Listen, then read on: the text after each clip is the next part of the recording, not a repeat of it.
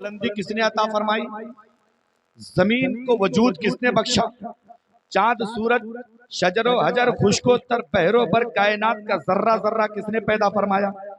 हमको, हम आपको, हमारे माँ बाप को, घर वालों को, खानदान वालों को, रिश्तेदारों को, इज्जा अकरबा को जिंदगी किसने अता फरमाई। हमें रोजी कौन देता है।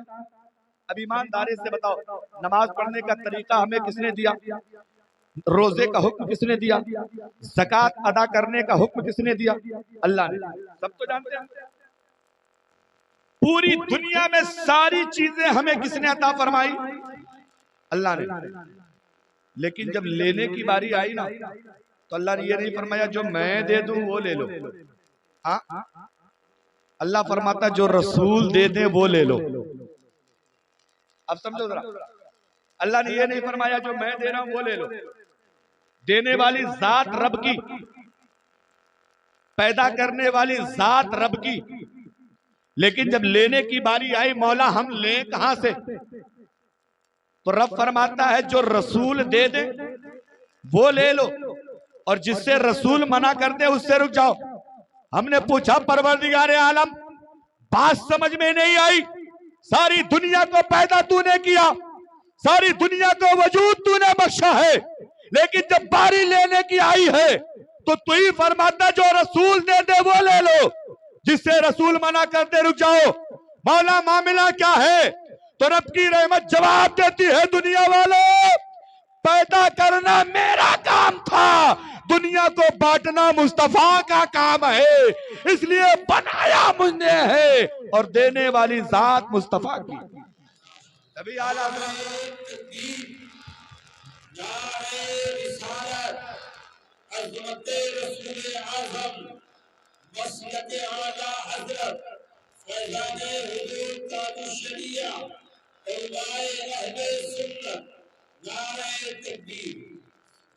अब सुने जब बात लेने और देने की आई।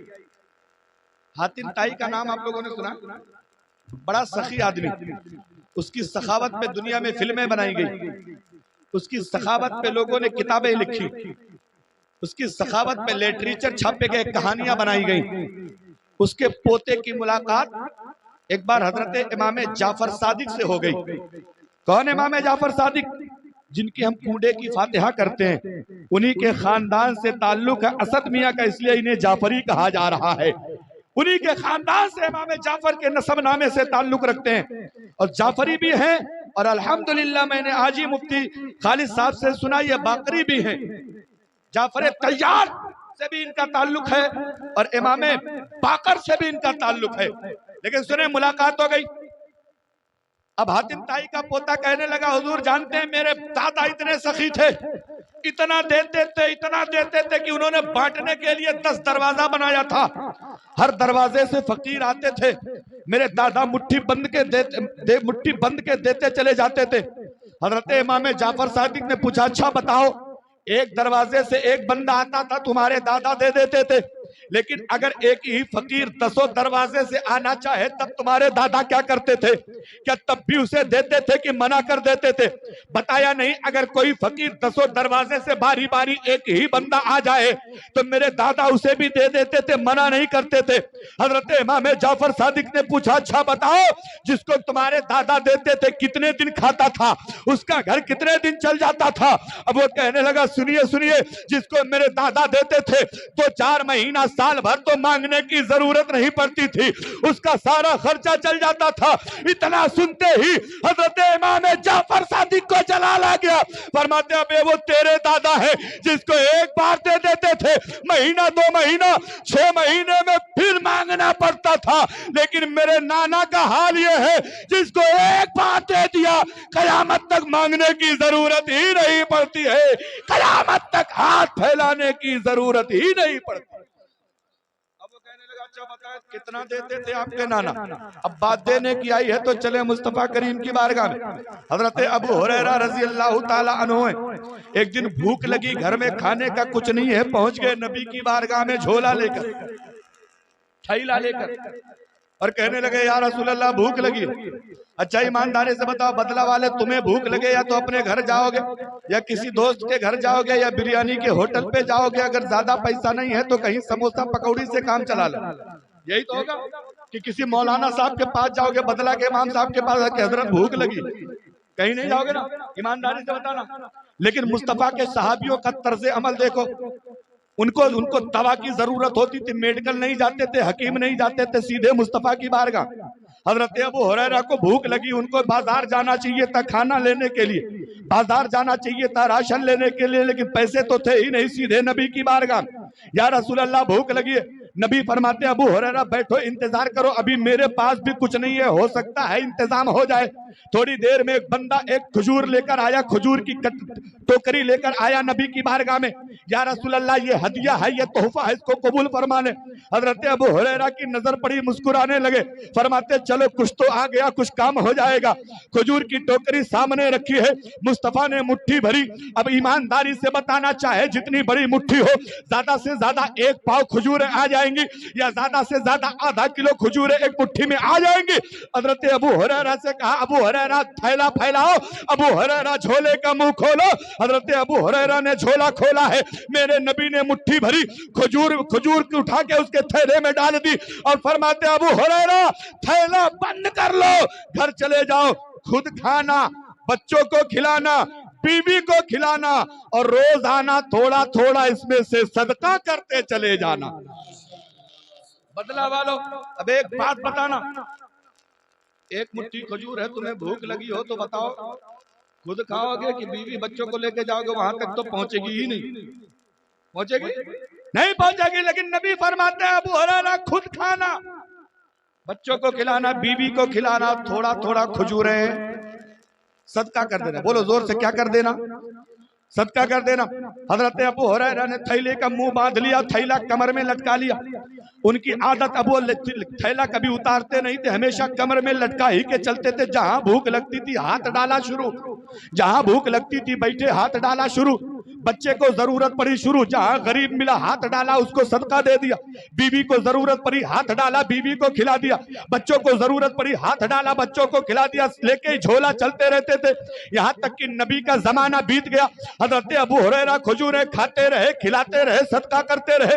फिर जमाना आया हजरत अबू बकर सिद्दीक का, अबू हुरैरा खजूरें खाते रहे, खिलाते रहे, सदका करते रहे। जमाना गुजर गया, जमाना आया उमर फारूक का, हजरत अबू हुरैरा खजूरें खाते रहे, खिलाते रहे, सदका करते रहे। उनका भी जमाना गुजर गया। जमाना आया हजरत उस्मान गनी का, अबू हुरैरा खजूरें खाते रहे, खिलाते रहे, सदका। ये टोटल जमाना तकरीबन बन रहा 35 साल। कितने साल? एक मुट्ठी खजूर मुस्तफा ने दी थी और हजरत अबू हुरैरा 35 साल से खा रहे हैं, खिला रहे हैं, सदका कर रहे हैं। जब बलवाइयों ने हजरत उस्मान गनी को शहीद कर दिया, उसी भागम भाग में, उसी भीड़ भड़क्का में हजरत उस्मान गनी का थैला कहीं कमर से छूट के गिर गया। अब हजरत उस्मान गनी किनारे बैठ के खूब सिसक के रो रहे। साहबियों ने पूछा अबू हुरैरा एक बात बताओ, नबी दुनिया से गए तुम इतना नहीं रोए, अबू बकर सिद्दीक गए तुम इतना नहीं रोए, उमर फारूक गए तुम इतना नहीं रोए, अब बारी उस्मान गनी की आई है तो इतना क्यों रो रहे हो? हजरत अबू हुरैरा कहते हो दुनिया वालों, आज तुम्हें एक गम है कि उस्मान गनी चले गए, मुझे डबल गम है कि मेरे घर का खर्चा चला गया है। मुझे डबल गम है कि मेरे घर का खर्चा चला गया। अब सहाबा को तजस्सुस हुआ, मामला क्या है? हजरत अबू हुरैरा ने जब पूरी बात बताई कि 35 साल से जिस थैले पे मेरा घर चल रहा था, मुझे कमाने की टेंशन नहीं थी, मुझे पैसा कमाने इकट्ठा करने का कोई गम नहीं था, बस वही झोला था जो जिंदगी का सहारा था, वही झोला था जो पूरे घर का मामला निपटा रहा था। आज मेरा वो झोला गायब हो गया है, मैं उसी से खा रहा था, खिला रहा था, सदका कर रहा था। अब साहबा ने पूछा अच्छा बताओ तुमने खाया कितना, ये तो पता नहीं होगा, ये तो बताओ तुमने सदका कितनी खजूरों का किया? बदला वालों, आगे का जुमला सुनो, ईमान ताजा हो जाएगा। हजरत अबू हुरैरा कहते तकरीबन मैंने 80 मन खजूरों को सदका कर दिया। जरा जोर से कह दो सुभान अल्लाह। कितनी? 80 मन खजूरों का सदका कर दिया है। यार मेरे भाई ईमानदारी से बताओ, अगर वो थैला गायब ना होता तो हजरत अबू हुरैरा की नस्लें खाती रहती, कयामत तक खत्म होने वाला नहीं था। तभी तो आला हजरत फरमाते हैं, कौन देता है देने को मुंह चाहिए, देने वाला है सच्चा हमारा नबी, सबसे आला वो औला हमारा नबी, सबसे बाला वो वाला। नबी कितना देते हैं, इतना देते हैं। और आगे बढ़े, घबरा तो नहीं ना, थोड़ी देर और, बहुत ज्यादा आपका वक्त, मैंने कहा था 15 मिनट हो गया, 15 मिनट हो गया। ईमानदारी से बताओ, जाने का मन कर रहा? जोर से बोलो, जाने का मन हो रहा है? अच्छा जरा हाथ उठा के जल्दी से बताओ कौन कौन भाग जाएगा। भागिए मत, होश में रहिए। अभी तक नाज़िम साहब, शायर साहब सबने आपसे कहलवाया है सुभान अल्लाह, लेकिन ईमानदारी से बताओ, इनाम नहीं दोगे तो घाटा हमारा, सुभान अल्लाह नहीं कहोगे तो घाटा तुम्हारा। और सुनो बदला वालों, मैं मुस्तफा की एक हदीस पढ़ रहा हूँ, बगैर बुलाए तुम बोलोगे सुभान अल्लाह। नबी फरमाते हैं, जो बंदा एक बार मोहब्बत से सुभान अल्लाह कहता है, अल्लाह उसके नाम का एक पेड़ जन्नत में लगवा देता है। अब मैं तुमसे कहूंगा नहीं, देखिए कितने अक्लमंद लोग जलसे में बैठे हैं, कितने अपने फायदे के लिए जलसे में आए हैं, नींद खराब कर रहे हैं, बिस्तर को छोड़ के आए हैं, ठंड बर्दाश्त कर रहे हैं, सैयद साहब की जियारत कर रहे हैं, और नबीरे मुफ्ती है नानपारा। अच्छा एक बात बताओ, नबीरे का मतलब समझते हो तुम लोग? आधे तो जानते नहीं हजरत। अब हम तुमको आसान लफ्जों में बताएं, नबीरा का मतलब होता पोता। अब जान गए? नहीं जाने? मैं सीतापुर के जलसे में कहा, मैंने कहा शाबान का महीना जानते हो? तो आदमी सब हर हिलाने लगे। शाबान ने, मैंने कहा अच्छा बता हलवा वाला महीना जानते हो? तो पूरा मजमा कर, अरे हजरत उसको कैसे भूल जाएंगे। हाँ तो ये सुन्नी है, कुछ लगा बजा के जब तक ना बताओ तो ये समझते नहीं। नबीरा का मतलब होता है पोता, और इसी जुमरे में नाती भी गालिबन आ जाता है। नाती और पोता दोनों के लिए लफ्ज़ नबीरा इस्तेमाल हो। अब सीधे सीधे लफ्जों में सुनो कि मुफ्ती रजब अली साहब अलैहि रहमा, जिनको बुलबुले हिंद कहा जाता, बड़े खास थे हुजूर मुफ्ती आज़म हिंद के। ये उनके पोते हैं जो वारिसे उलूमे मुफ्ती नानपारा हैं। माशाअल्लाह, बड़ी तेजी के साथ अल्लाह शोहरत की बुलंदियों पे चढ़ा रहा है। दुआ करें कि अल्लाह इस बुलंदी को इतना बुलंद कर दे कि देखने वाले को टोपियां नीचे गिर जाए, बुलंदी का अंदाजा ही ना लगाया जाए। जरा जोर से कह दो सुभान अल्लाह। मैं हदीस पाक पढ़ रहा हूँ, जब तक मैं पढ़ूं तब तक 10-5 पेड़ तो लगवा ही लो तुम। नबी फरमाते हैं, कमेटी वाले मेरे भैया ये पट्टा लगा के बैठे हो ना, इसी तरह दुआ करो कि अल्लाह गौसे आजम का पट्टा भी हमारे गले में डाल देगा। हाँ अगर ये पट्टा पड़ जाएगा तो फिर आला हजरत की सुनो, फरमाते इस निशानी के जो सग हैं नहीं मारे जाते। सग का मतलब होता है कुत्ता। आला हजरत फरमाते हैं गौसे आजम की निस्बत को जोड़ते हुए, इस निशानी के जो सग हैं, कौन सी निशानी? जिसके गले में कादरी पट्टा पड़ा है, जिसके गले में कादरी डोरा पड़ा है। फरमाते हैं एक कुत्ता होता है पालतू, दूसरा होता है फालतू। पालतू कुत्ते को कोई नहीं मारता इसलिए कि उसके गले में मालिक का पट्टा पड़ा रहता। फालतू कुत्ते को जिसकी मर्जी आती है पीठ के किनारे कर देता है। लेकिन मेरे भाइयों, हम कादरी कुत्ते हैं, कादरी पट्टा हमारे गर्दन में पड़ा है। आला हज़रत फरमाते हैं इस निशानी के जो सग हैं नहीं मारे जाते। मेरी गर्दन में भी है दूर का डोरा तेरा, वाह क्या मर्तबा ऐ गौस है बाला तेरा, ऊंचे ऊंचों के सरों से कदम।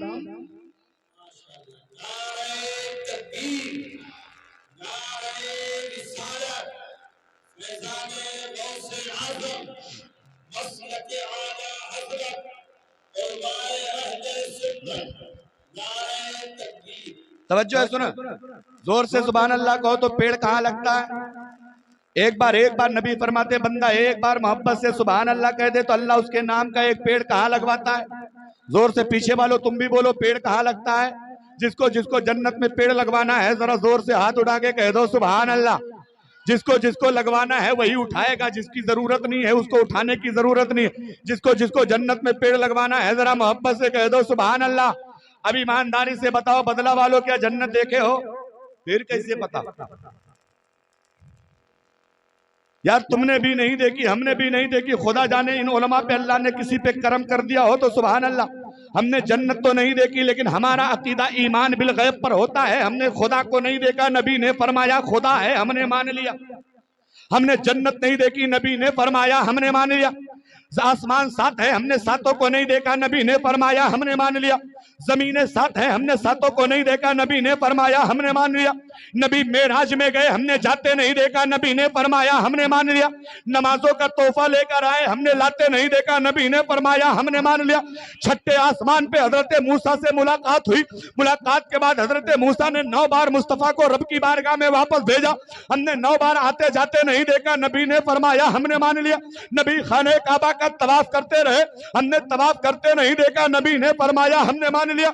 हमने नबी को जमजम पीते नहीं देखा, नबी ने फरमाया हमने मान लिया। मकाम इब्राहिम पे मुस्तफा ने नमाज पढ़ी, हमने नमाज पढ़ते नहीं देखा, नबी ने फरमाया हमने मान लिया। हजरत जिब्रील नबी की बारगाह में 24,000 मर्तबा आए, हमने एक बार भी नहीं देखा, नबी ने फरमाया हमने मान लिया। नबी ने नमाज पढ़ी, हमने नहीं देखा, लेकिन हमने मान लिया। नबी को रोजा रखते नहीं देखा, नबी ने फरमाया हमने मान लिया। नबी ने मक्का से मदीना हिजरत करी, हमने जाते नहीं देखा, नबी ने फरमाया हमने मान लिया। ताइफ की वादियों में मुस्तफा को पत्थर मारे गए, हमने नबी को पत्थर खाते नहीं देखा, नबी ने फरमाया हमने मान लिया। जंगे ओहद में मुस्तफा के दंतारे मुबारक को शहीद कर दिया गया, हमने नबी के दांत को शहीद होते नहीं देखा, नबी ने फरमाया हमने मान लिया। मुस्तफा ने 11 निकाह किया है, हमने 11 में से किसी एक को भी नहीं देखा, नबी ने फरमाया हमने मान लिया। नबी की 7 औलादें हुई, हमने 7 में से किसी को नहीं देखा, नबी ने फरमाया हमने। जोर से बोलो हमने। क्यों? एक देखने वाले का कहा मान लिया है, अरे एक देखने वाले का कहा मान लिया है, अरे बिन देखे तुझे हमने खुदा मान लिया है, बिन देखे तुझे हमने खुदा मान लिया है।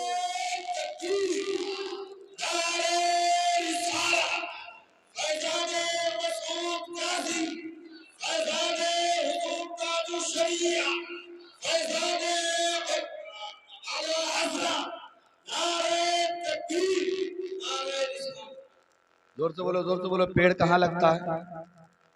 अरे यार मिंबर मुस्तफा पे बैठे हैं, सैयद साहब बैठे हैं, इनके घर वालों की बातें कर रहा हूँ, झूठ थोड़ी बोल रहा हूँ। जोर से बोलो, पेड़ कहाँ लगता है? अच्छा मुफ्ती साहब, हमारे कचौचा शरीफ इलाके में पेड़ 3 मकसद से लगाया जाता है। या तो आदमी पेड़ लगाता है फल खाने के लिए, जैसे आपने आम लगा लिया, अमरूद लगा लिया, कटहल लगा लिया, सेब लगा लिया, संतरा लगा लिया, आड़ू लगा लिया, आलू बुखारा लगा लिया, लीची लगा लिया। क्या मकसद होता है उसका? फल खाना। या तो आदमी पेड़ लगाता है लकड़ियां काट के बेचने के लिए, जैसे कलप्टिस लगा लिया, शीशम लगा लिया, सागवान लगा लिया, पपलर लगा लिया, शाखू लगा लिया। क्या मकसद होता है? लकड़ी काट के जल्दी से मोटा हो जाए, काट के बेच ले, पैसे मिलते। और एक मकसद और होता है पेड़ लगाने का, साया हासिल करना। फल तो नहीं मिलेगा, बेचना भी नहीं है, खाली साया मिल जाए। जैसे आपने नीम लगा लिया, पीपल लगा लिया, बरगद लगा लिया, पाकड़ लगा लिया। क्या मकसद होता है? साया हासिल करना। ये 3 मकसद से पेड़ लगता है। मैं नेपाल में तकरीर कर रहा था मुफ्ती साहब, एक नेपाली खड़ा हो गया, बोला हजरत हमारे यहाँ 4 मकसद होता है। हमने कहा भैया चौथा कौन है? बोला हजरत 3 वही वाला जो आप वाला है। हमने कहा चौथा कौन है? बोला आदमियों को बांध के मारने के लिए भी पेड़ लगाया जाता है। लेकिन बदला वालों, तुम तो इस काम के लिए नहीं लगाते ना, तुम्हारे इलाके में भी तो यही 3 मकसद होता है पेड़ लगाने का। अब ईमानदारी से बोलो, तुम बैठे हो बदला चौराहे पे, तुम बैठे हो जिला शरावस्ती में या बहराइच में लगता है ये शरावस्ती में, तुम बैठे हो चौराहे के करीब, ईमानदारी से बताओ तुम्हारे नाम का पेड़ कहाँ लगा है? जोर से बोलो। अच्छा हाथ उठा के बताओ, जन्नत में कौन कौन जाना चाहता है? जरा जोर से कह दे सुभान अल्लाह। अच्छा ईमानदारी से बताओ, जन्नत क्या मरने से पहले मिलती है? अब जरा जोर से बोलो कि जन्नत में मरने के बाद कौन कौन जाना चाहता है? जरा जोर से कह दो सुभान अल्लाह। आधे हाथ गायब हो गए मुफ्ती साहब मरने के नाम। देख रहे हैं ये कौम है हमारी, मरने की बारी आए तो आधे गायब। अभी हम भी नहीं मरना चाहते यार। सैयद साहब भी, मुफ्ती साहब भी बहुत तारीखें लिखी है डायरी में। मर जाएंगे तो फिर चलते में जाएगा कौन? मरना तो जरूरी है, आज नहीं तो कल मरेंगे। बस ये कहते हैं कि काश अगर इसी तरह जिक्र मुस्तफा करते करते मौत आ जाए तो अल्लाह की कसम उस मौत से अच्छी दुनिया में कोई मौत हो ही नहीं सकती।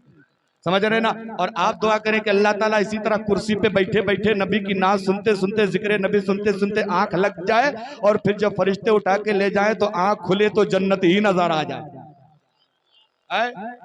अब जोर से बोलो, पेड़ कहाँ लगता है?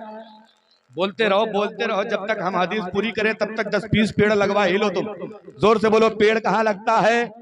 अब अच्छा ईमानदारी से बताओ, तुम बैठे हो बदला चौराहा पे, तुम बैठे हो जब बहराइच के करीब, तुम बैठे हो जिला शरावस्ती में, पेड़ लगा है जन्नत में।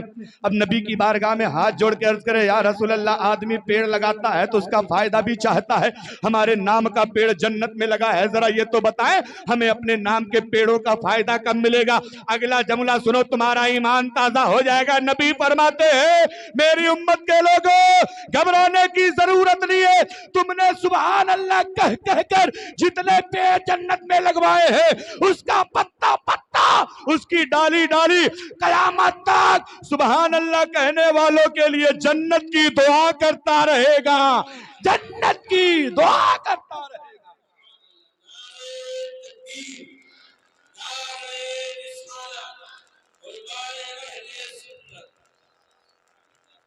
जोर से बोलो। अब एक बार जिसको जितना मोटा पेड़ जन्नत में लगवाना है ना, जरा उतनी जोर से सीने से आवाज निकाल के कह दो सुभान अल्लाह। हजरत अभी कोई बोलने के लिए तैयार नहीं, अपने फायदे के चक्कर में सब गला फाड़े पड़े। हाँ, लेकिन सुने, बोलते रहिए। अच्छा, हमारे जलसों में ये इल्जाम भी लगता है, मुफ्ती साहब कहते हैं ना कि सुन्नी तो आधा जलसा सुभान अल्लाह में गोल कर देता। शायर आएगा तो, अनाउंसर आएगा तो, मुकर्रिर आएगा तो, नकीब आएगा तो, जो भी आएगा कहता कह दो सुभान अल्लाह। हमने कहा बेवकूफ, हम अपनी कौम का भला चाहते हैं इसलिए उनसे सुभान अल्लाह कहलवाते। कहेगा इसमें कौन सा भला? हमने कहा सुन, मजमे में आने वाला हर आदमी कुरान शरीफ पढ़ा हुआ नहीं होता है क्या? जोर से बोलो, इतने लोग हैं क्या सबने कुरान पढ़ा? अगर नहीं पढ़ा है तो अल्लाह के नबी फरमाते कुरान का एक हर्फ पढ़ो अल्लाह 10 नेकी दे देता। अब ईमानदारी से बताओ, अगर मुफ्ती इस्लाम ने कुरान पढ़ा है उनको बरकत मिल गई, कारी इसराइल को बरकत मिल गई, मुफ्ती खालिद साहब को मिल गई, हमारे नकीब मौलाना नईम साहब को मिल गई, जितने उलमा हाजी नमाजी बैठे हैं जिन्होंने कुरान पढ़ना सीखा है उनको तो उन्होंने पढ़ के बरकत हासिल कर ली, जिन्होंने नहीं पढ़ा है वो बेचारे क्या करें? वो बरकत कहां से हासिल करें? तो हम अपने जलसों में ज्यादा से ज्यादा सुभान अल्लाह इसलिए कहलवाते हैं कि जिन्होंने कुरान पढ़ा है वो पढ़ के बरकत हासिल कर ले, जिन्होंने नहीं पढ़ा है वो सुभान अल्लाह कह के बरकत हासिल कर ले, वो सुभान अल्लाह कह के बरकत हासिल कर ले। इसलिए बोलते रहे। हाँ, और वो देखो ना, कुछ लोग होते हैं स्टेशन पे चले जाओ ऐसे ऐसे पीटते मिल जाते हैं। हजरत मैं भी कहीं इसी नानपारा में बैठा था राजा मस्जिद के पास, मुझे कोई काम था और वो बीच वाले डिपार्ट वाले 3-4 आ गए। अब हम बड़े चक्कर में, यार इनसे बात कौन करे, ये ना इधर के हैं ना उधर के। हाँ, मुफ्ती इस्लाम साहब बम्बई का बहुत सफर करते हैं, इनसे बहुत लोग मिलते हैं ट्रेनों में, जैसे ट्रेन आउटर पे खड़ी होती है वैसे वो चढ़ जाते हैं, करते नहीं करते, और वैसी ताली मारते हैं कि दुनिया में वैसी ताली तो कोई मार ही नहीं पाता। लेकिन हमारा एक फिरका है जिसको अहले हदीस कहा जाता है, गैर मुकल्लिद कहा जाता है, जिसको नाम है जाकिर नालायक। वो बदतमीज अपनी महफिलों में ताली, और हमारा नौजवान उसका बड़ा फैन है। ओ मेरे भाई, फैन बनना है ना, नबी फरमाते अलमरउ मअ मन अहब्ब इलैहि, बंदा दुनिया में जिससे मोहब्बत करता है मैदान महशर में उसका हिसाब किताब उसी के साथ किया जाएगा।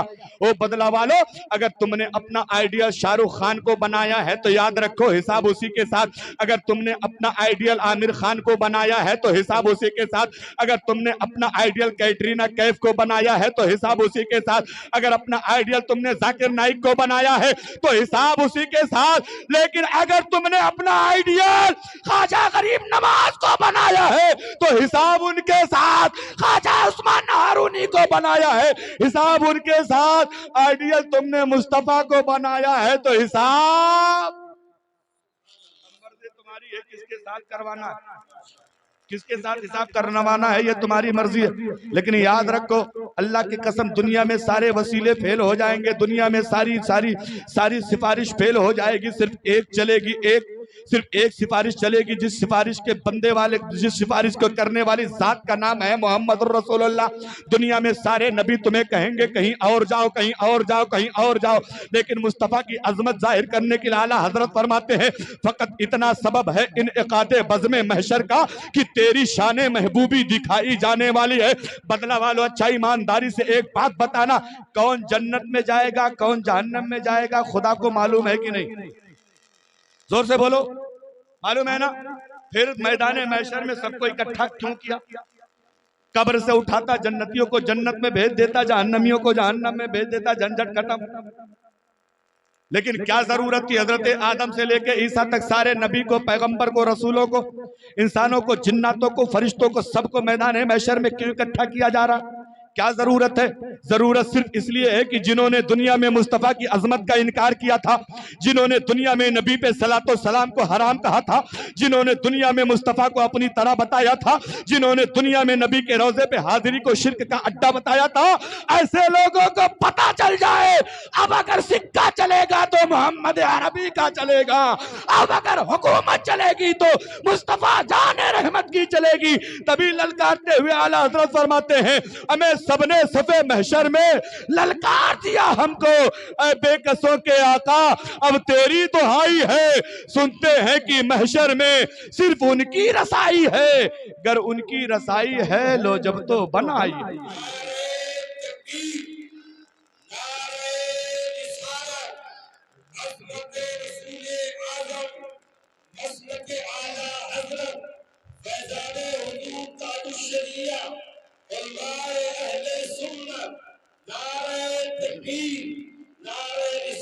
अब जो लोग उम्रे का सर्टिफिकेट पाएंगे वो भी सुन ले, और जो लोग गए हैं उनके लोग यहाँ बैठे हो वो भी सुन लो, जिन्होंने पर्चियां भरी हैं वो भी एक मसले की बात सुन ले। अरमान भाई बस बात खत्म, 2 मिनट और बैठ जाओ, कमेटी वालों 2 मिनट और बैठ जाओ।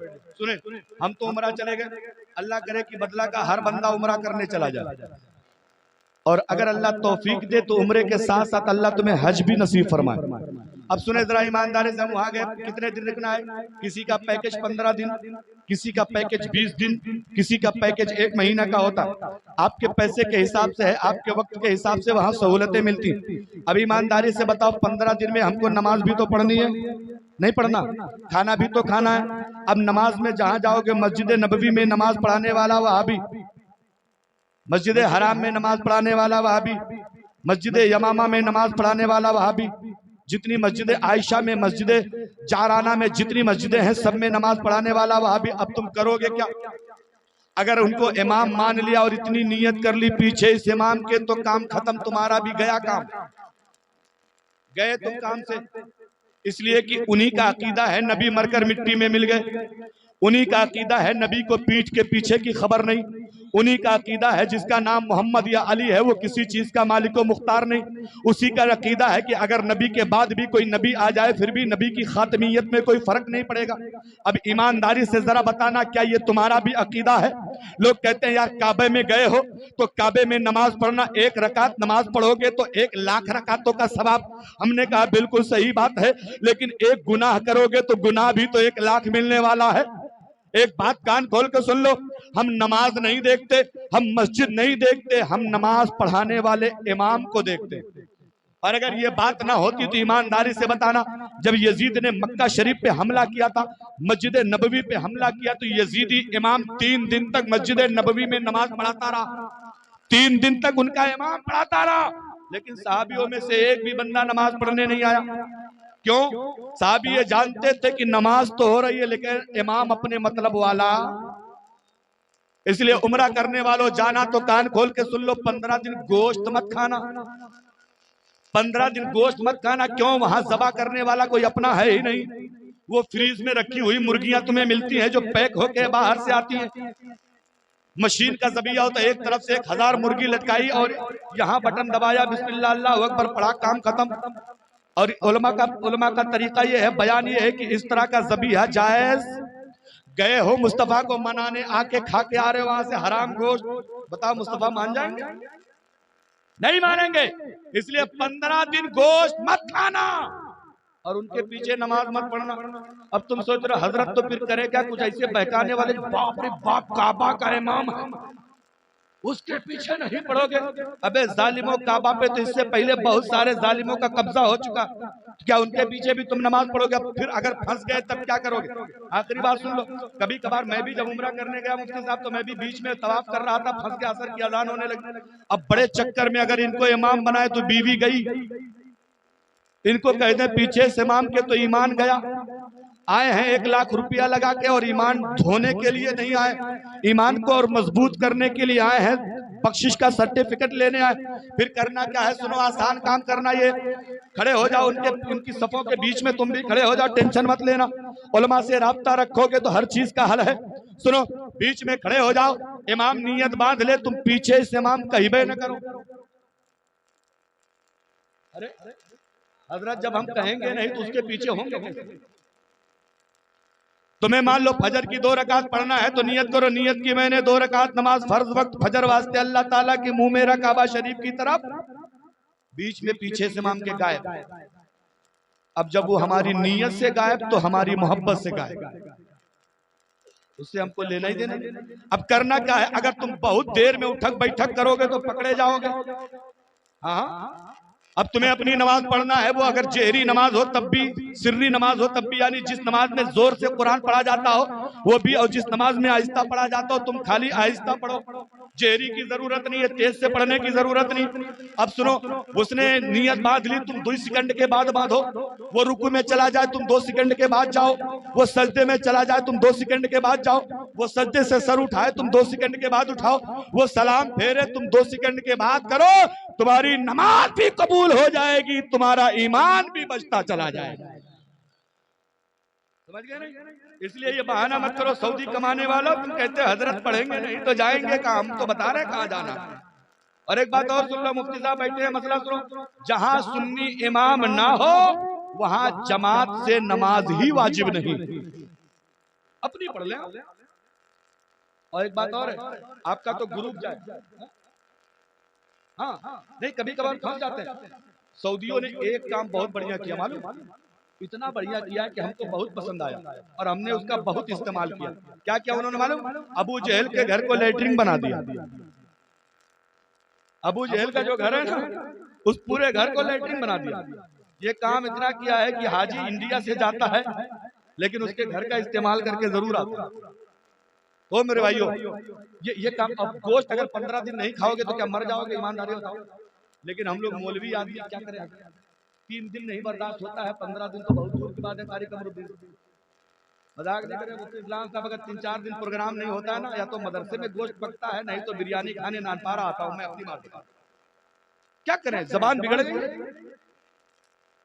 और मैं पूरी गारंटी के साथ कहता हूँ, जितना बढ़िया हम खाना खाते हैं, बदला चौराहे में सबसे ज्यादा रोज रुपया कमाने वाला उतना बढ़िया खाना वो जिंदगी में खा ही नहीं पाए। और जितना बढ़िया कपड़ा हम लोग पहनते हैं उतना बढ़िया, तुम चाहे रोज 5,000 बचाओ, उतना बढ़िया कपड़ा कभी नहीं पहन पाए। हाँ, बिल्कुल गारंटी से कह रहा हूँ। और अगर यकीन ना हो तो मैं नेपाल में तकरीर कर रहा था, एक बंदा का, हजरत आप लोगों की तनख्वाह 5-6 हजार होती है लेकिन बड़ी बरकत है। हमने कहा हाँ वो तो है। बोले आप लोगों का कुर्ता देखो टक, टोपी देखो बिल्कुल झमझमा, और जूता देख लो तो हरदम लगता है पॉलिश वाला साथ चल रहा। इतना बढ़िया कैसे होता, बड़ी बरकत है। हमने कहा तुम कितना कमाते? बोला हजरत 40,000। हमने कहा एक काम करिए, बरकत वाली तू ले ले और उधर वाली इधर आने दे। तो बोला हजरत ये कहाँ हो पाई? ओ मेरे भाइयों, बरकत अल्लाह देता है, लेकिन जब जायज रुपया कमाओगे तो तुम्हारे रुपये में भी अल्लाह बरकत अता फरमाएगा। तो 2 काम हमें करना है, उनके पीछे नमाज नहीं पढ़ना है एक काम, और दूसरा काम उनका काटा गोश्त अगर खाने का बहुत ज्यादा मन करे तो देहातों में निकल जाओ, मुर्गी खरीद लाओ। हम ले आए थे इसीलिए बता रहे थे। जब नहीं माना दिल ना, गोश्त खाते 15 दिन बिल्कुल जबान लग रहा है कि कुछ हो ही नहीं। तो एक आदमी हमारा रहता था, उसको भेजे मदीना शरीफ से 35 किलोमीटर दूर, वहां से मुर्गी लाया, अपने हाथ से काटे, उसी के कमरे पे बनाए, फिर हमने खाया। कहने का मकसद ये मेरे भाई, ईमान मजबूत करने जा रहे हो, ईमान को धो के आना नहीं है वहां। और हाजी तुम्हारा उम्रा और हज कबूल होने की सर्टिफिकेट बता दूं, आखिरी बात, अगर हाजी गया है वहां से आया तो सुधर गया, नमाज नहीं पढ़ता था नमाजी बन गया, रोजे नहीं रखता था रोजेदार बन गया, झूठ बोलता था झूठ बंद कर दिया, जितने गलत काम करता था बंद कर लिया, तो समझ लो मामला पक्का है। और अगर आके फिर सब कुछ कर रहा है तो समझ लीजिए रुपया फेंक आया, बेकार है, उसका कोई मतलब नहीं। मजाक नहीं कर रहा हूँ। इंडियन हाजी जो जाते हैं मुफ्ती साहब, वो एसी कमरे उनको मिल जाते हैं ना, वो खूब खर्राटा ले लेके सोते हैं वहां, कहीं जाते ही नहीं, खाली वही 2-3 काम कर लेते हैं। और भी ऐसे इससे हाल में गया है, हाथ हिल रहा है सर, ऐसे ऐसे कर रहा है।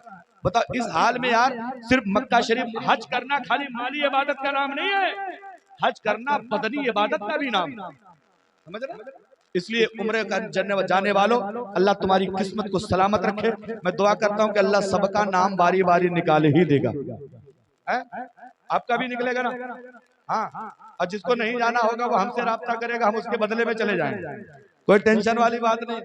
हाँ, अरे हज बदल अगर होता तो हजरत, हाँ, उम्रे में भी अदला बदला कर लेंगे हम लोग। तुम चले जाना अजमेर शरीफ, हम चले जाएंगे मदीना शरीफ। अजमेर का खर्चा हम दे देंगे, मदीना वाला तुम दे देना। अब चले, वो आखिरी काम होने जा रहा है। एक जोरदार नारा लगाओ, लेकिन नारे से पहले कलमा शरीफ पढ़ लो। ये तकरीर हुई नहीं है, वक्त बहुत चला गया और आप लोगों ने दावत इतने मौलाना लोगों को दे दिया था ना। तो एक बात बताऊं, एक मशवरा छोटा सा, कोई जरूरी नहीं कि मुफ्ती शबील हसन को बुलाओ, नहीं। जलसों में 2 मुकर्रिर, 2 नाक़िसा, 1 अनाउंसर, बस यही इतना जलसा है। बाकी पीर साहब को बरकत के लिए और जितने इलाकाई उलमा को बुलाओ, उससे को हजरत आइए, खाना खाइए, जो हो सकेगा हम आपको नजराना देंगे, वापस मत भेजो। अगर बाहरी लोग नजराने के हकदार है तो तुम्हारे इलाके वाले सबसे पहले हकदार हैं। सबसे पहले क्यों?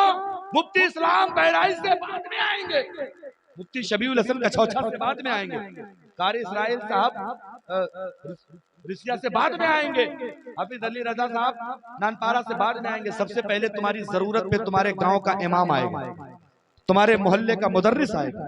सबको लंबे लंबे नजराने दे देते, वो बेचारा 4-5 घंटा बैठे बैठे, स्टेज भरा है, बाहरी लोग 5 लोग हैं बाहरी, 1 2 3 4 5 6 लोग। अब 6 ही लोग, जिसकी जिसकी बारी होती तकरीर करके चला जाता, तो यहाँ क्या होता बताओ। इसलिए उलमा की कदर करो और उनकी इज्जत करो। अगर बाहरी तुम्हारा इज्जत का हकदार है तो तुम्हारा अपना तो और ज्यादा इज्जत का हकदार है, समझ रहे हैं? और जोर से पूरा मजमा कलमा शरीफ पढ़ लो, ला इलाहा, और जोर से पढ़ो, ला इलाहा इल्लल्लाह मुहम्मद रसूलुल्लाह सल्लल्लाहु अलैहि वसल्लम। अब ये कुरान नाज़ी की कार्रवाई शुरू होने जा रही है।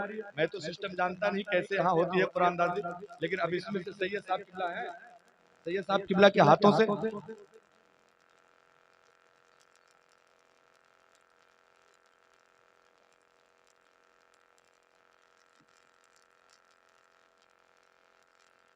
कमेटी का नाम क्या है? अच्छा, अरे माशाअल्लाह, नाम भी तो जबरदस्त वाला, गुलामाने ताजुश, जोर से बोलो ताजुश। वो कमेटी है, उस कमेटी की तरफ से ये एहतमाम किया गया। अल्लाह उस कमेटी की उम्र में बरकतें अता फरमाए। अब ये सैयद साहब पर्ची खोलते जा रहे हैं, मैं ऐलान करता जाऊंगा, नकीब साहब नारा लगाएंगे, आपको अल्लाह अकबर कह रहे हैं। सब लग जाओ काम पे अपने अपने। अरे माशाअल्लाह, ये मोहम्मद साहिल रजा इब्ने सिराज अहमद साहब, बदला चौराहा, जरा जोर से कहते नारे तकबीर।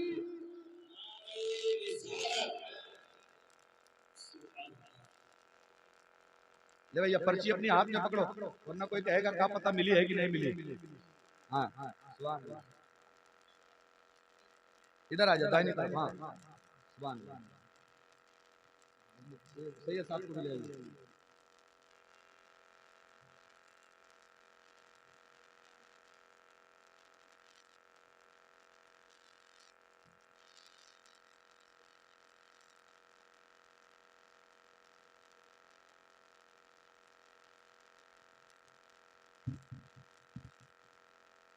सुभान अल्लाह, जोर से बोलो, जोर नारा लगा।